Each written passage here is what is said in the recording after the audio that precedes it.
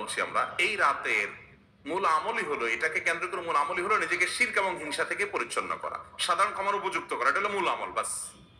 এর বাইরে আপনি ক্ষমা লাভের জন্য যদি চেষ্টা করেন, সেটা কোনো দর্শনীয় বিষয় নয়। তবে এই রাতকে কেন্দ্র করে বিশেষ ফরম্যাটে নামাজ, রাত জেগে, তারপর বিশেষ ফরম্যাটে ইবাদত, এই সূরা এতবার, এই নামাজ এত রাকাত, এরকম কোনো কথা কোরআন হাদিসে বর্ণিত হয়নি। এগুলো আমরা মন গড়া বানিয়ে নিয়েছি। এবং যদি এরকম কোনো ফরম্যাট আমরা ঠিক করে নিয়ে সেভাবে ইবাদত করাটাকে আমরা এই রাতের আমল, শরিয়া সিদ্ধ আমল মনে করি, বা সুন্নাহ আমল মনে করি, বা কোন নির্দিষ্ট আমল মনে করি, তাহলে বেদাতে পর্যবেসিত হবে।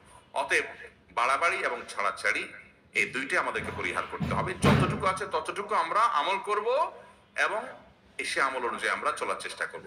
সব রাতে সবচেয়ে বেশি মানুষ মসজিদে কেন ভিড় জমায় বলেন তো? শবে কদর বেশি ফজিলতপূর্ণ না এই রাত? শবে কদর কোন তুলনা আছে শবে কদরের সাথে কোনটা? কিন্তু শবে কদর কি এত মানুষ ইবাদত বন্দেগী করার চেষ্টা